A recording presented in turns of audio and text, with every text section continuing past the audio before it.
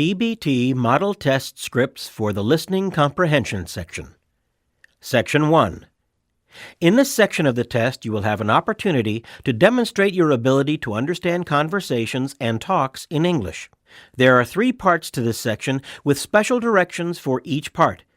Answer all the questions on the basis of what is stated or implied by the speakers in this test. When you take the actual TOEFL test, you will not be allowed to take notes or write in your test book.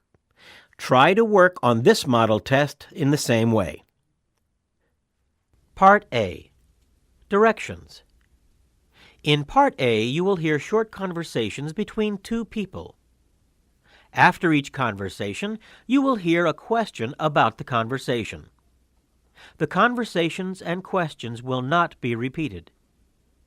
After you hear a question, read the 4 possible answers in your book and choose the best answer. Then, on your answer sheet, find the number of the question and fill in the space that corresponds to the letter of the answer you have chosen. Number 1. Let's go to Florida on spring break. You're putting me on. What does the woman mean?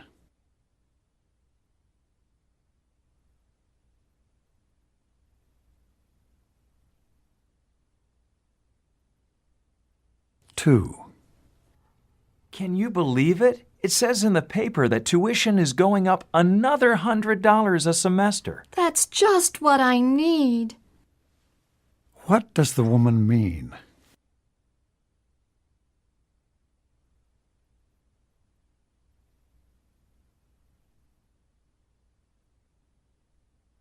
Three. Can you let me borrow some paper? This lecture is so long that I've run out. Sure. Here you go. What did the man do?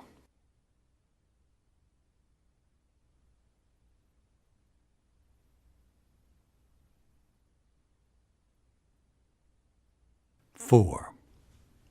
That test was not what I studied for. No joke. I hope I passed it. How does the man feel about the test?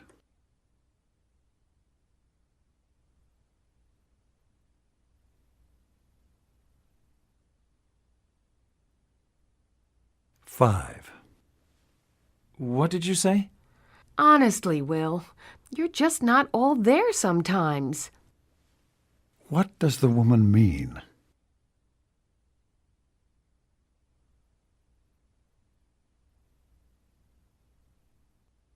Six.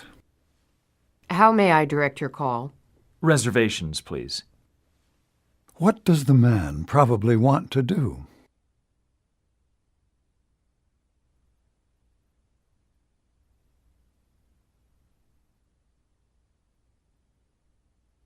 Seven. Is this where the bus to the mall stops? No, it's on the other side of the street. What will the woman probably do?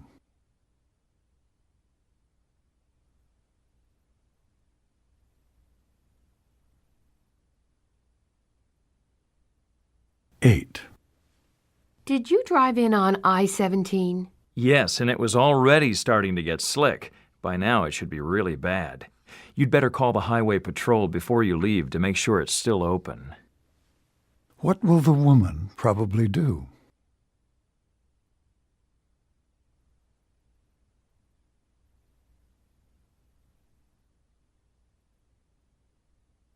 Nine. Do you deliver? Well, that depends. We do if you are within 3 miles of the university. What will the man do?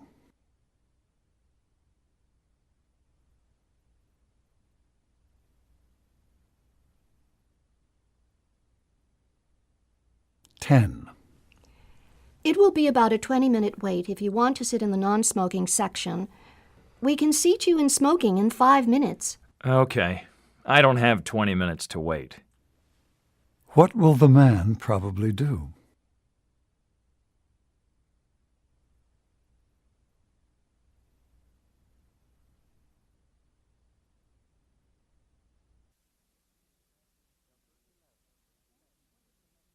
Number 11. When does the next bus leave for New York? Buses leave for New York every half hour. You just missed the 9:30 bus by 5 minutes.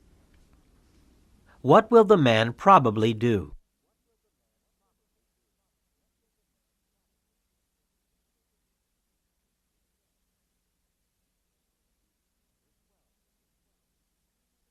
Number 12.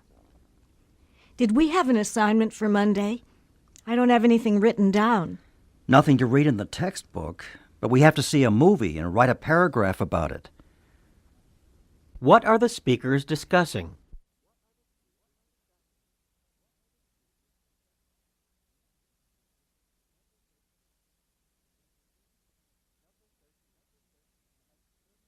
Number 13. Make 30 copies for me and 20 copies for Mr. Brown. As soon as I make the final corrections on the original.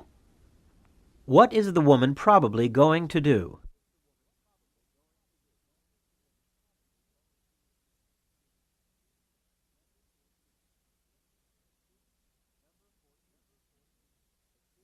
Number 14.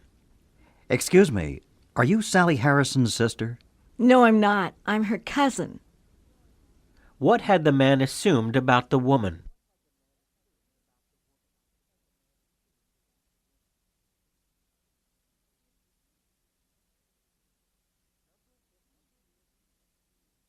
Number 15.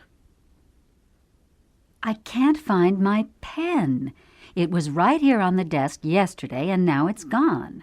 Have you seen it? Yes, I put it in the desk drawer. What is the woman's problem?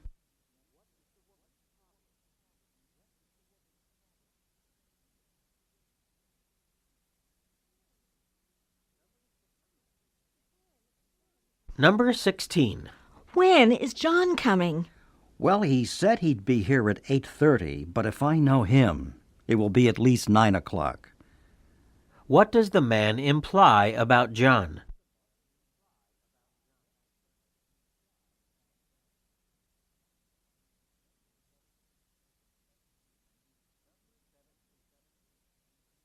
Number 17. I suppose we should look for a bigger house, but I don't see how we can afford one right now. If only we hadn't spent so much money on our vacation this year. What does the woman mean?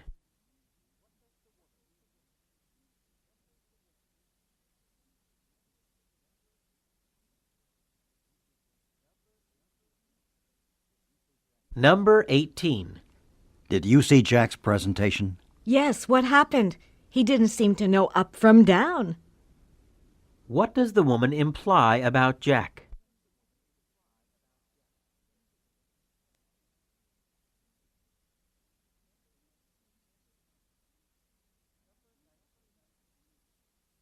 Number 19.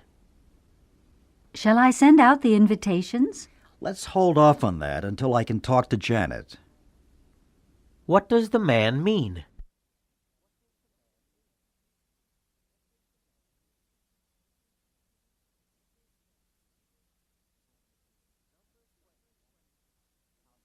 Number 20.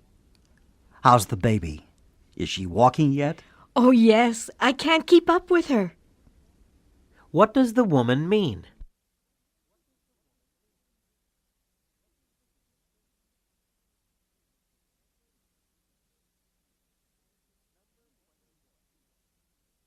Number 21. How is your experiment coming along? It's finished, but it didn't turn out quite like I thought it would. What does the man mean?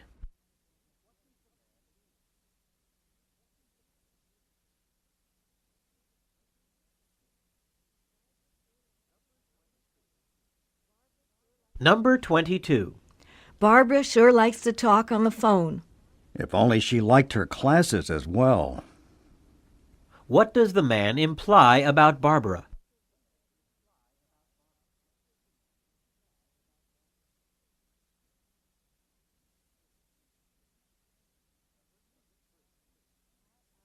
Number 23. My allergies are really bothering me. I guess I'll have to go to the doctor. If I were you, I'd try some over-the-counter medications first. They usually do the job. What does the man suggest the woman do?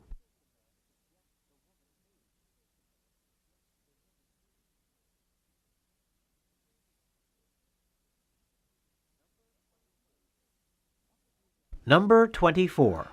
What did you decide about the scholarship? Did you fill out the application? I'm going to give it all I've got. What does the woman mean?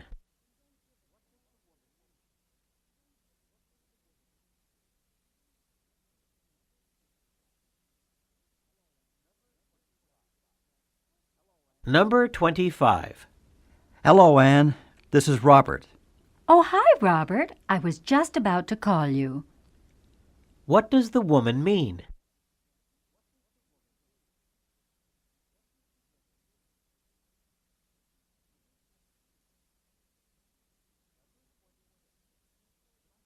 Number 26. Could I have a few more minutes to finish? I'm afraid not. It's a time test.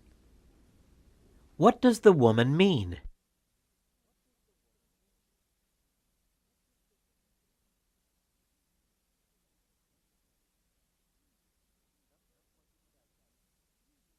Number 27.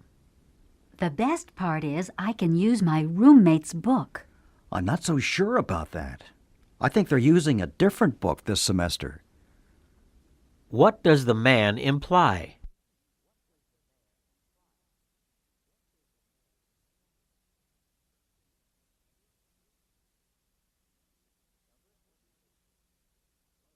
Number 28. I'm going to get Sally a bike for Christmas.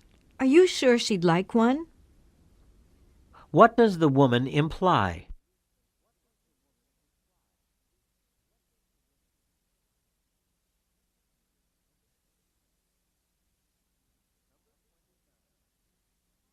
Number 29. Carol needs a ride downtown, and I said you'd take her. Oh, no. Please say you didn't.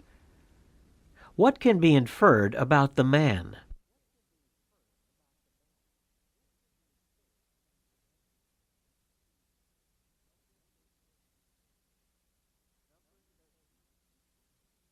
Number 30. I just can't get the answer to this problem. I've been working on it for 3 hours. Maybe you should get some rest and try it again later. What does the woman suggest that the man do?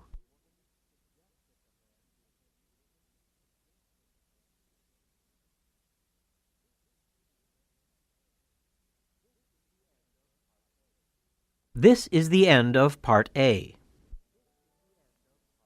Part B. Directions. In this part of the test, you will hear longer conversations. After each conversation, you will hear several questions. The conversations and questions will not be repeated. After you hear a question, read the 4 possible answers in your book and choose the best answer.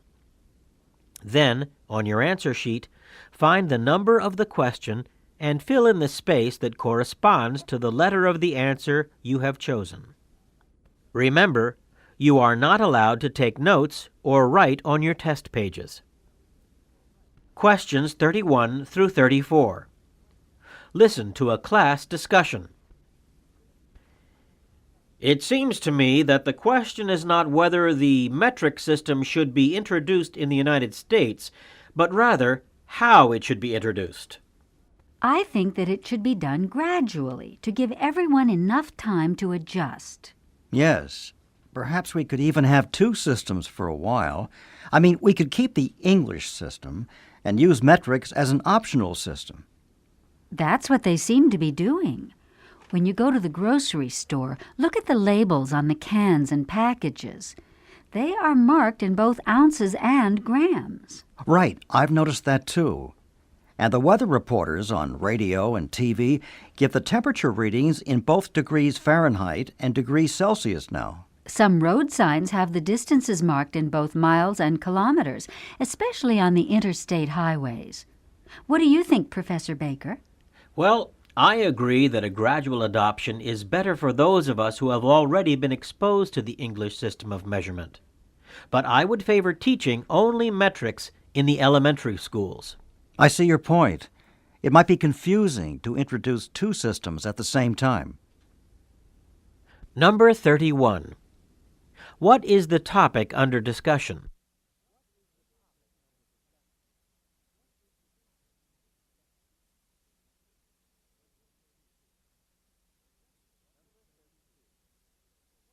Number 32. What changes in measurement in the United States have the students observed?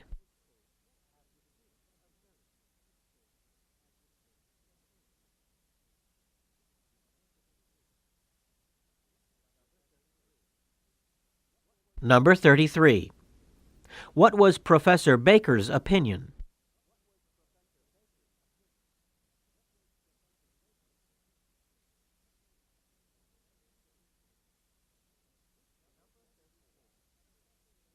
Number 34. Which word best describes Professor Baker's attitude toward his students?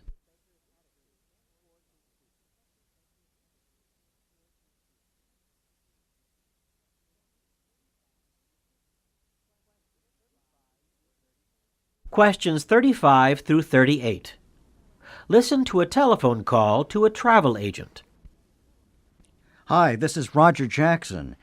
I'm calling to make a reservation for a flight from Houston to Atlanta. Yes, Mr. Jackson. And what day would you like to travel? Oh, not until next month. I want to leave on May 15th and return on May 19th. I thought maybe if I called in advance, I could get a better fare. Yes, you can. But if you stay over Saturday night and return on Sunday, May 20th, the ticket will be even cheaper. Really? How much cheaper? Almost $50. But I would have an extra night in a hotel. No, that's okay. I'll just keep it for May 19th. All right. Do you have a seating preference? I'd rather have a window seat. Good. There is one available. And do you want me to mail these tickets, or will you pick them up? I'll pick them up. When can I have them? Any time after 2 o'clock. Great. Number 35. What is the main purpose of the telephone call?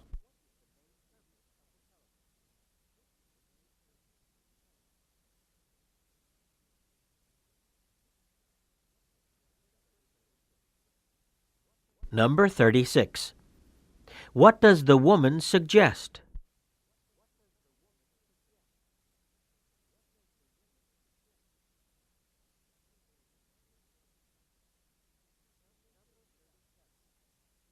Number 37.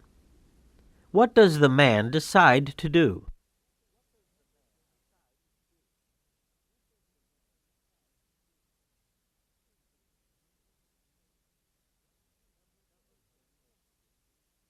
Number 38. What will the man probably do?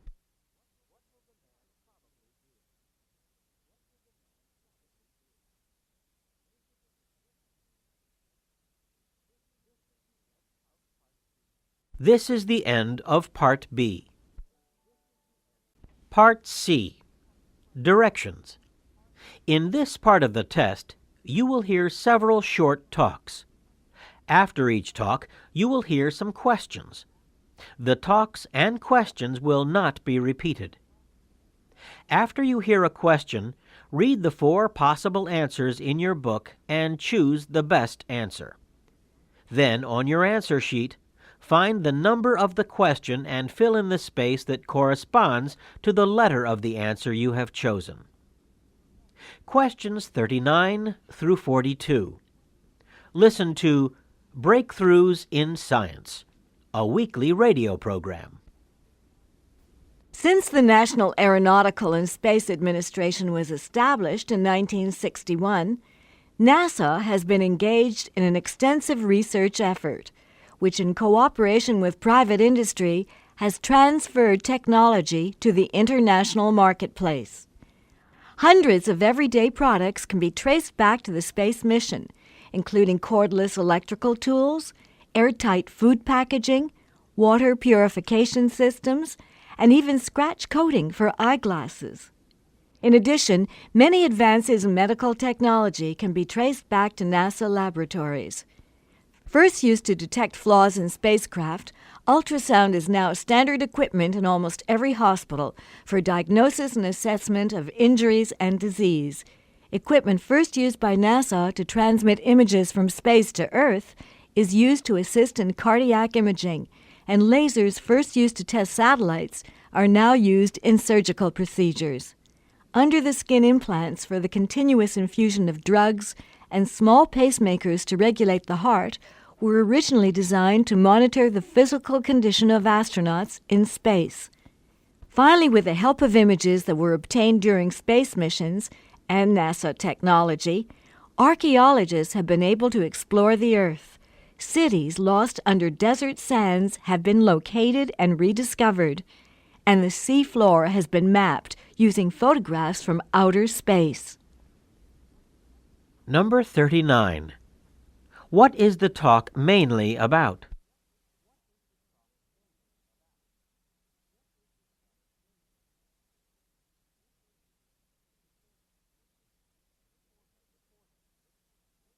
Number 40. Which of the products listed are not mentioned as part of the technology development for space missions?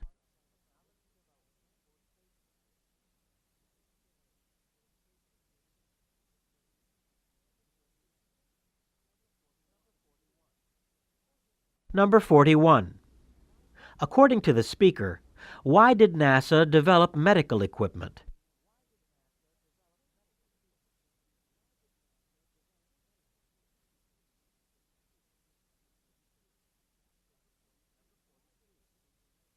Number 42. Why does the speaker mention archaeology?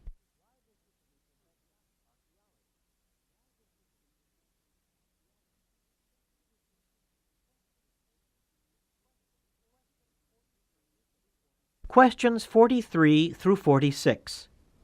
Listen to a talk by a tour guide on a bus.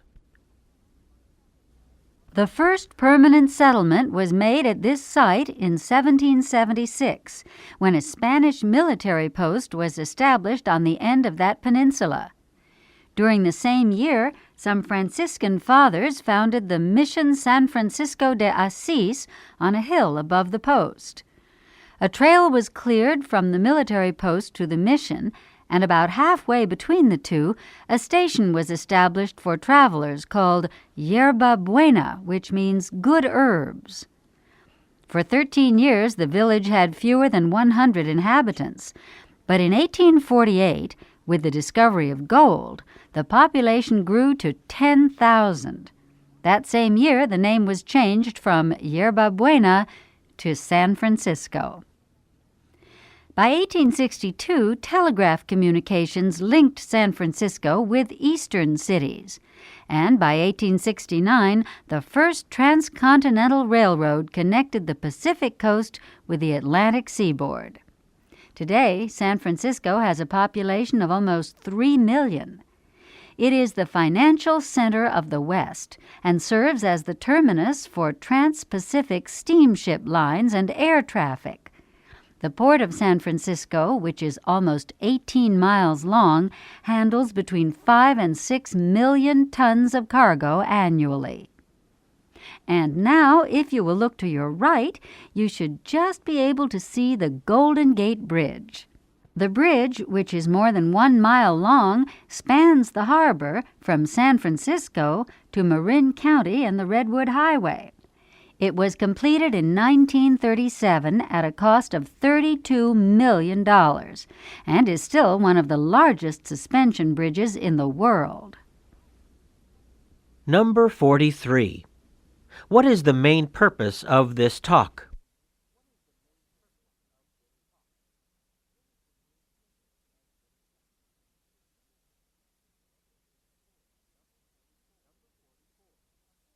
Number 44. According to the tour guide, what was the settlement called before it was renamed San Francisco?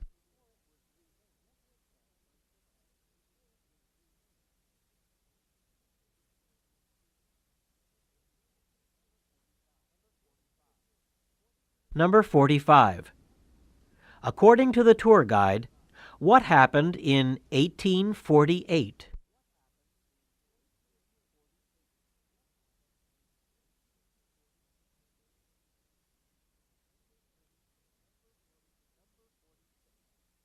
Number 46.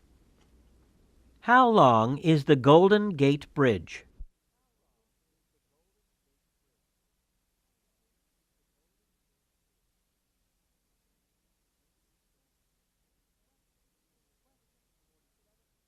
Questions 47 through 50.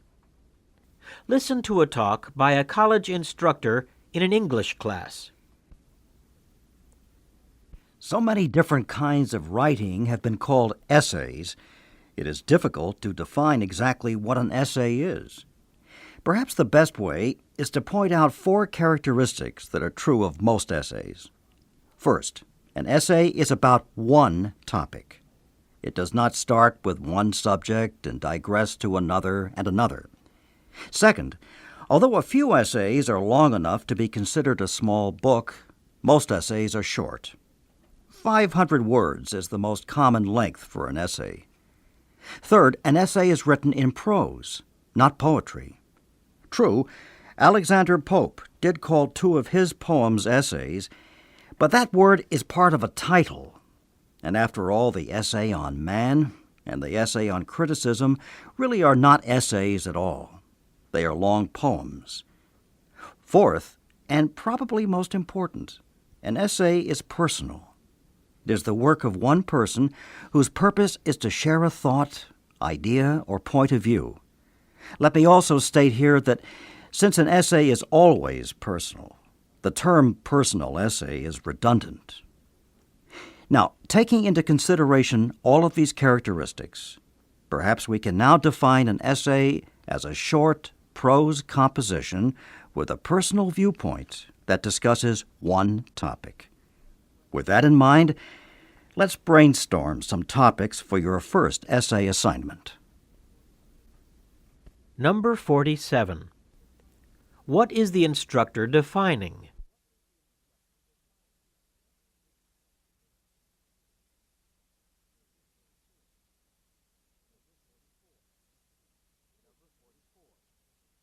Number 48.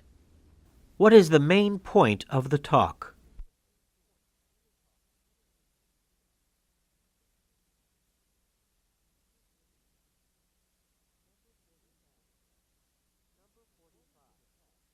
Number 49. According to the talk, which of the characteristics are not true of an essay?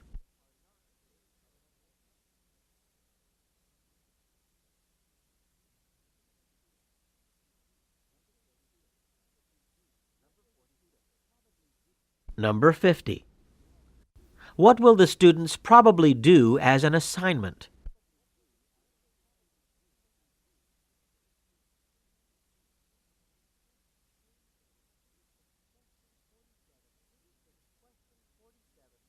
This is the end of the PBT model test.